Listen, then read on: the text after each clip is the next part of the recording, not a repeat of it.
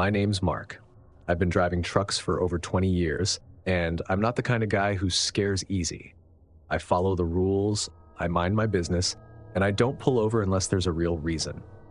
I don't stop because someone waves, and I don't open my door because someone says my rig looks funny. This happened to me in Arizona in 2015, right around dusk, and it's the reason I don't follow anyone off route anymore. Out here, being polite can cost you.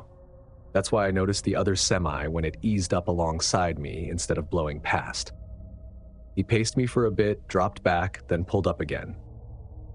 Clearly, he wanted to be seen without making it obvious. My CB crackled.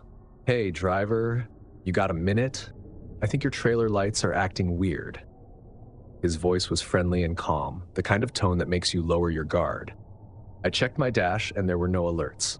Looked in the mirror and everything looked normal. I'd walked the trailer at my last stop, checked connections, checked the seal. Nothing was off. "You sure you got the right truck?" I asked. "Yeah, I'm right behind you.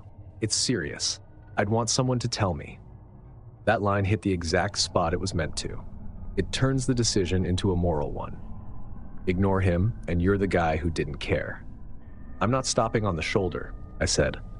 "I wouldn't either," he replied instantly. "That's why I'm saying follow me to the next exit. There's a wide shoulder. Safer than here. Follow me." And then he overtook me. That's when my instincts first leaned forward. Normally I would have shut it down right there, but dusk does funny things to judgment. You're still half in routine mode, thinking about miles instead of risk. I told myself, next exit, lights, public space. If it feels wrong, I leave. The exit came up fast, and it wasn't one of the usual ones. There were no bright signs or gas logo glowing from a mile away, just a dark off-ramp and reflectors. He took it without hesitation. I followed. At the bottom of the ramp, I expected pavement. Instead, my headlights hit dirt, a narrow road that didn't look built for semis. "You seeing this?" I asked. "Yeah," he said, "just a little ways. Plenty of room to pull off." The way he said it told me he already knew where that room was. We rolled deeper, and the darkness outside my beams felt heavier and heavier. There were no houses, no lights, just miles of desert. Then I saw two vehicles parked off to the side. One looked like an SUV, the other maybe a pickup. Both dark, both positioned, not abandoned. No hazards, no doors open, no movement. That's when irritation replaced doubt, mostly at myself for getting this far. The other truck slowed and pulled into a wider patch of dirt ahead, stopping in a way that didn't make sense. "Too far in. Pull up behind me," he said. "I'll show you." I didn't. I stopped short, keeping my tractor pointed back toward the road. Wheels straight, space in front of me. An exit I didn't have to explain. The SUV was turned toward us like it could swing out and block the road with one move. The other driver's door opened. He climbed down and started walking toward my cab. I couldn't see his hands. He stopped just outside my headlights. His cap was hiding most of his face. "What's wrong with the lights?" I asked through a barely cracked window. He didn't answer. "You gotta pop the door," he said, like it was the obvious next step. Then the pickup's door opened and shut once, like a signal. That's when everything lined up. Two vehicles, one to box me in, one to approach, the semi to keep me cooperative, a three-person setup, maybe more. I didn't argue, didn't escalate. That turned situations into challenges. I keyed the CB and spoke loud like someone was already listening. "Unit 12, confirm my location. I'm off route at an unmarked turnout. Got another driver claiming equipment issue." It wasn't real dispatch language, but it sounded official enough. Then I laid on the air horn, a long, ugly scream that turned the dirt road into noise. The sound bounced off trailers and empty space, announcing that this wasn't quiet anymore. The man took a couple of steps back. I kept the horn going, hit my high beams, and dropped into reverse. Tires crunched grit. For a second, I worried I'd bogged down. That's when the pickup truck rolled forward, just half a length. Just enough to close space if I'd been dumb enough to pull in behind him. That move told me everything. I backed until my trailer straightened, then turned hard toward the ramp, scraping something solid on the way out. As I cleared the turnout, the man slapped my trailer hard enough to echo. Then I was back on pavement, back on the highway, back where rules apply. My hands were shaking. I drove for miles checking mirrors, waiting for headlights to appear.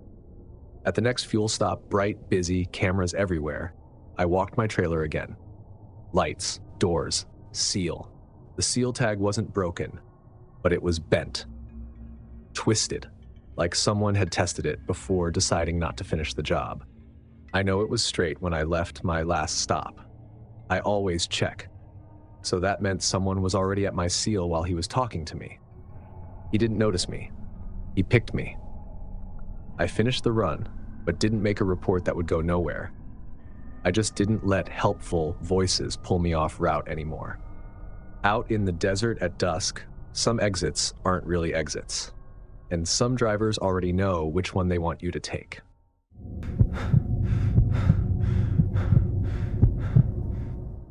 I'm going to tell this the same way I wrote it up for the company afterward. Dates, times, route numbers, who said what. That's how I keep it from turning into something worse in my head. Northern California, night, 2021. I was mid-run with a little over 4 hours left on my clock. Light rain, nothing unusual. The load was simple on paper. Drop and hook, in and out, keep the logs clean.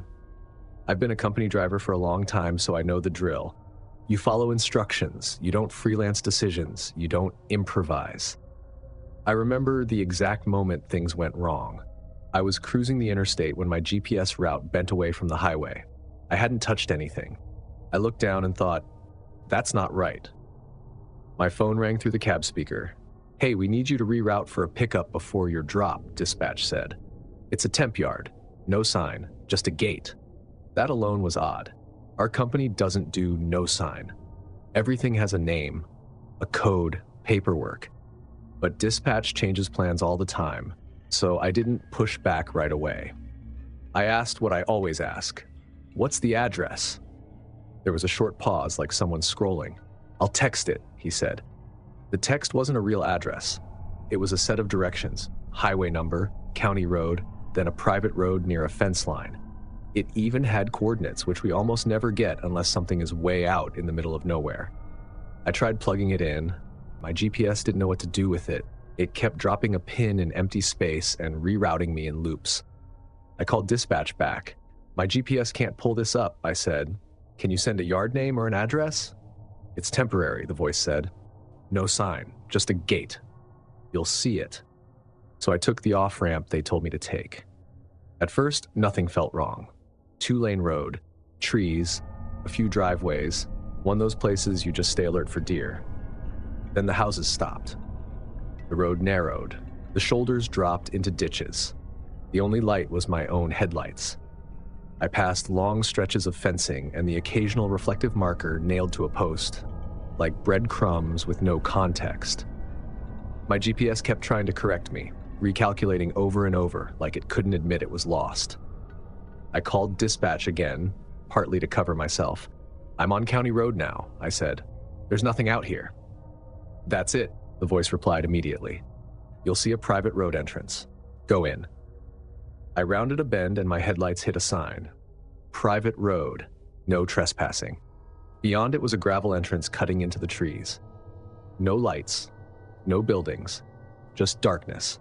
I slowed to a crawl. Dispatch, I said, this is marked no trespassing. That's the entrance, they replied. The signage is old. You're behind schedule. There it was, pressure. I sat there with my hazards on, rain ticking against the windshield, feeling that stupid compliance itch. You don't want to write up.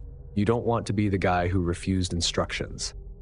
That's when I noticed another semi ahead on the shoulder, hazards flashing. The driver was standing outside, waving. Truckers don't flag each other down for no reason, especially not out there. I eased up and cracked my window. You headed to that temp yard? He asked. I hadn't answered yet, and he nodded like he already knew. They sent you there too, he said. I felt that tight feeling right in the chest. What do you mean to? I asked. He looked toward the private road. Guy took that road last month, he said. Same story. Dispatch reroute. He never made the pickup. I almost laughed. At the moment, it sounded unreal. They found his truck later, he added. Empty, doors closed like somebody drove it there and walked away. I asked about dispatch. He shrugged. Company said there was no record, but drivers talk. That's when he dropped the line I couldn't forget. If you go in there, don't stop deep, don't get boxed in, and don't get out for anybody. I thanked him and pulled forward just enough to look compliant. Then I called dispatch again. This time I wasn't polite. I need your employee ID, I said, and the load number. Silence, then. We don't have time for this, the voice said. Same calm tone. You're behind schedule. What terminal are you calling from? I asked. Another pause. Just go in. That was it. No dispatcher dodges that question. I rolled toward the entrance slowly. My headlights caught a chain stretched across the road. Not rusty. Fresh, and a clean padlock hanging from it. Beyond the chain, deeper in the trees, I saw a weak glow, like a dashboard lit inside a vehicle with its headlights off. Someone sitting there, waiting. I stopped and put the truck in reverse. That weak glow moved. Then the vehicle's headlights snapped on, full beams aimed straight at my cab. That wasn't an accident. That was a signal. I kept backing up, careful and calm, until I found another entrance in the trees, wide enough for the trailer to enter. I turned and drove until I found a truck stop with lights, cameras, and people. The next morning, my company told me there had been no reroute, no temp yard, no dispatch instruction. My call logs showed I'd called the dispatch number multiple times. When I asked for the recordings, they told me they couldn't retrieve them. Later that day, I got a text from an unknown number. Next time, don't waste our time. And that was the confirmation I needed. The scariest part was realizing someone knew exactly how to sound official long enough to make a professional driver drive himself into the wrong place.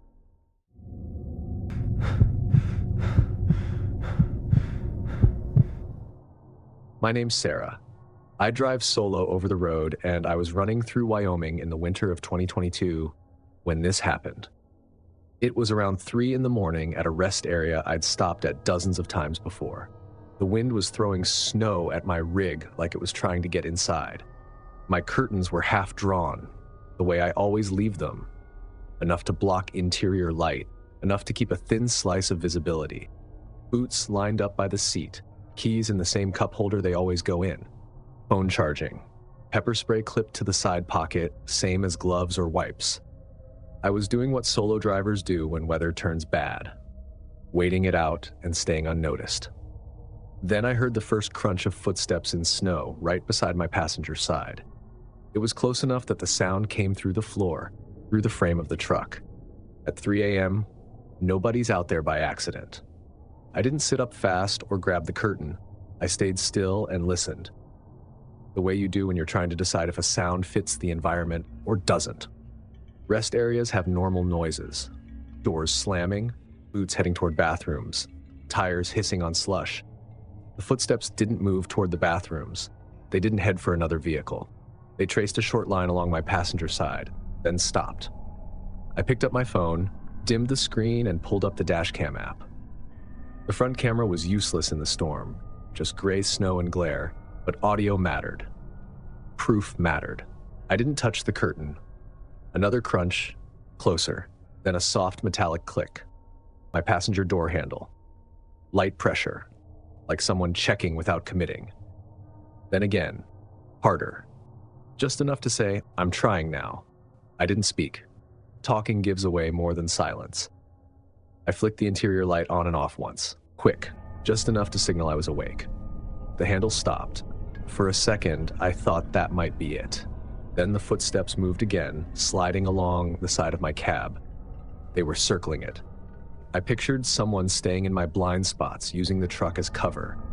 I flashed my headlights, high beams, then back down. The lot washed white.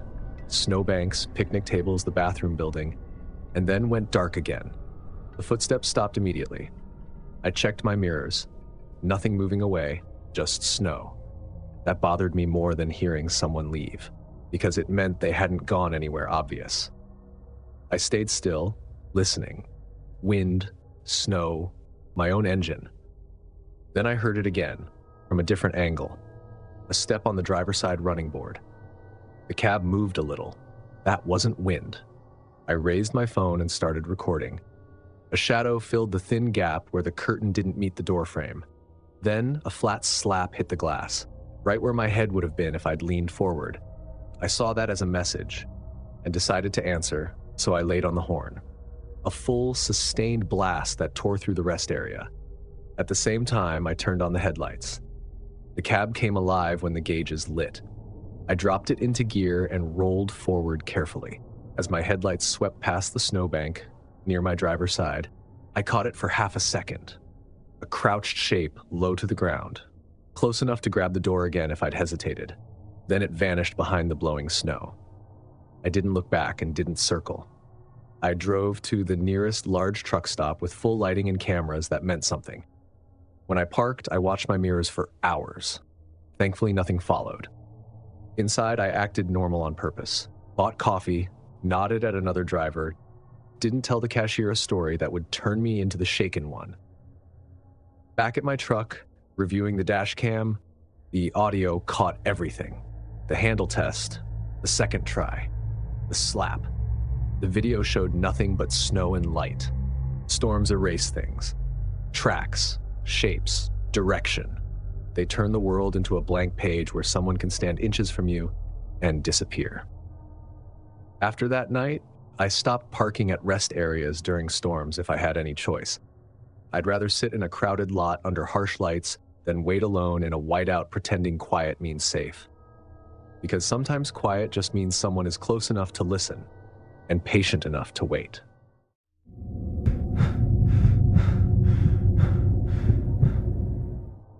That was Tennessee, 2007. I was running regional nights, same routes, same stops, same everything.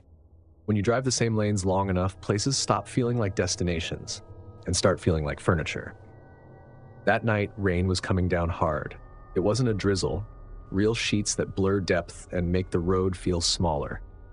The kind that turns a rest stop into a box, with the dark corners pushed in close. I pulled into a remote rest area off a 2-lane stretch. Not a big truck stop, just a low building with vending machines, a few parking spots, and yellowish lights that flickered like they were tired. 3 other rigs were parked wide, engines off, curtains drawn. I was exhausted, but not careless. I'm a locked doors guy. Cab organized, nothing loose. Curtain cracked to see the lot through the mirror. I was finishing my log when movement slid through that narrow slice of view. A woman stepped into the light. At first, I assumed she came from the bathroom building. That's what my brain wanted. But she wasn't walking from that direction. She came from the darker side of the lot, where the light faded and rain turned everything into streaks. She walked straight to my truck. I did not expect that.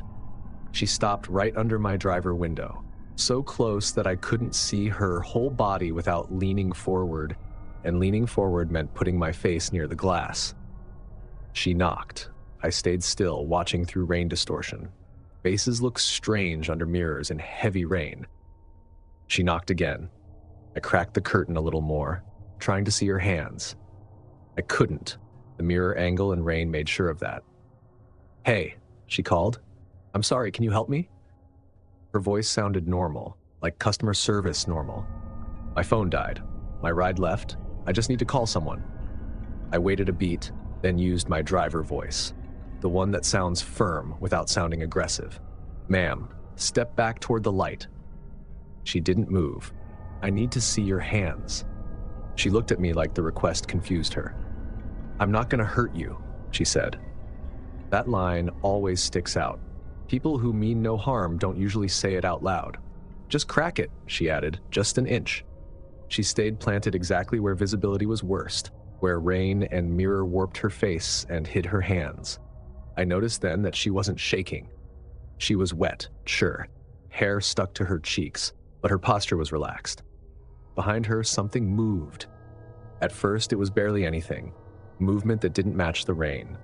The rain fell straight. This moved sideways, low, near the edge of the lot. Then it was gone. I reached for my phone. Her eyes dropped instantly to my hands. That's when I realized she was tracking my movements the whole time. "I can call for you," I said. "I'll call the sheriff." "No," she said quickly. "Please, just open the window a little. I don't want to make a scene." I hadn't mentioned a scene. She had. I looked past her again. The rain made distance hard to judge, but I could see a parked car farther out. Lights off. And then my brain, tired, social, stupid, decided to compromise. Just crack the window, 1 inch. See what she does. That was the second I should have rolled out. I hit the switch and lowered the window enough to make a thin gap. Doors stayed locked. My shoulder stayed against the door. Rain rushed in immediately. "Thank you," she said, and her voice changed. Less pleading, more satisfied. "Step back," I started. Her hand shot up fast, reaching for the gap, like she meant to grab the edge and pull. At the same moment, the rain behind her moved again. This time it didn't vanish. A second figure stepped into the light behind her. Bigger, with a hood up and face low. The woman dropped the act completely. "Just give me what you got." I slammed the window up. It squealed. Her fingers smacked the glass and slid off, leaving a wet streak. The second figure started running toward me. I yanked the air horn. The sound tore through the rest stop and the woman got off the truck's steps. I threw the truck into gear and rolled out as fast as I could. In my mirror, I saw the second figure melt back into the direction of the parked car. The woman stayed under the light, watching me leave like she'd just clocked out. I drove to the nearest big truck stop and did everything I could. I told the clerk, I told other drivers. I reported it, but it was 2007. No dash cam, no plate. Woman in the rain isn't a description. Weeks later, it was already becoming one of those stories people half believe. Then, one night at a different lot, I saw her again, or someone who moved exactly like her. Same stance, same distance from a driver window, same way of choosing the spot where mirrors distort faces and hide hands. She knocked on another truck. I saw the driver inside hesitate, having the same argument I'd had. Don't be rude, don't overreact. I didn't wait to see what happened next. I got back in my cab, yanked the air horn, and left. In the mirror, I saw the other driver leaving behind me. He got the message. What I learned that night wasn't just, don't help strangers. It was this. Some people don't ask for help because they need it. They ask because they know it opens doors.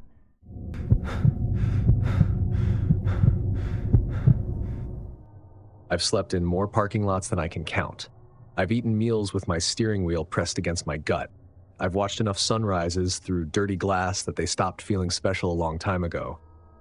So no, truck stop bathrooms don't scare me. They annoy me. They smell bad. They make me wish I'd planned my stops better. But fear? Not usually. That changed in Nevada in 2016.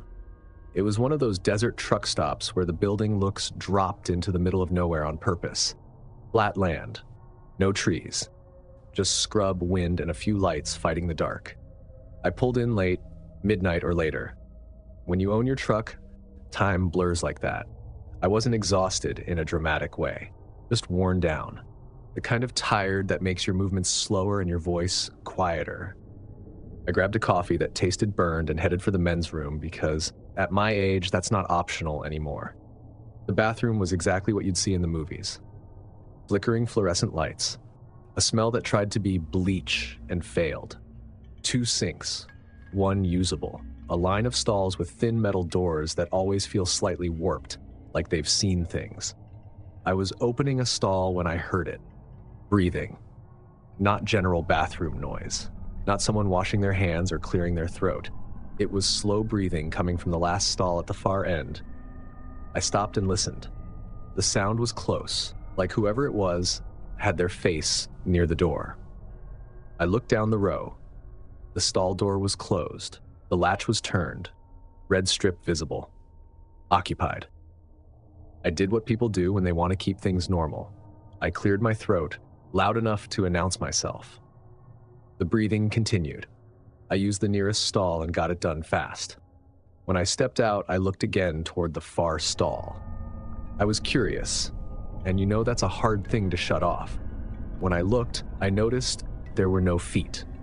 You always see something under a stall door, Boots, sneakers, the edge of a shoe, sometimes even knees. This time there was nothing. The floor was clear, but the breathing was still there. My brain went to work immediately, trying to make it harmless. Maybe he's standing on the toilet seat. That idea only comes to you if you've been on the road long enough to know people will do strange things for reasons that don't make sense. I stepped a little closer. Not bravely, just enough to be sure. The latch was still locked. I leaned a little, checking the gap again. Nothing. Then the breathing stopped, like it reacted to me stopping. I straightened up and forced a little laugh, the kind you use when you want to pretend you're not bothered. "Everything all right?" I called out, and I didn't get an answer. I backed away toward the sinks and turned on the faucet. The water noise helped. It made the room feel more ordinary. I watched everything through the mirror so I didn't have to turn my back. The stall stayed closed. Then I heard a click, the exact sound of a latch turning. I watched the mirror as the stall door moved, slowly. It swung open like someone pushed it with intention. No one stepped out. The inside of the stall looked darker than it should have, like the light didn't quite reach it. And then the breathing started again. That was enough. I didn't check. I didn't call out again. I didn't try to be brave. I shut off the water, wiped my hands on my jeans, and walked out like I belonged somewhere else. I went straight to my truck and locked the doors. That's when the explanations came. Broken latch, bad angle, draft, someone messing around. I almost bought it. Then I thought about the breathing. It didn't sound like someone hiding. It sounded like someone waiting. Waiting for me to step closer. Waiting for me to bend down and look. Waiting for curiosity to do what it always does. I moved my truck closer to other rigs and slept there. I never told anyone at the stop. I didn't go back with backup. I didn't stand outside the restroom warning strangers. I just left. And now, years later, when I hear something in a truck stop bathroom that doesn't fit, I don't investigate. I don't need to know. Once you've seen a stall door open on its own while the breathing is still inside, logic stops helping. All it does is make you imagine what would have happened if you'd taken one more step. If you're still thinking about how close these stories came to disaster, smash that like button, hit subscribe so you never miss the next nightmare, and let me know which story got under your skin.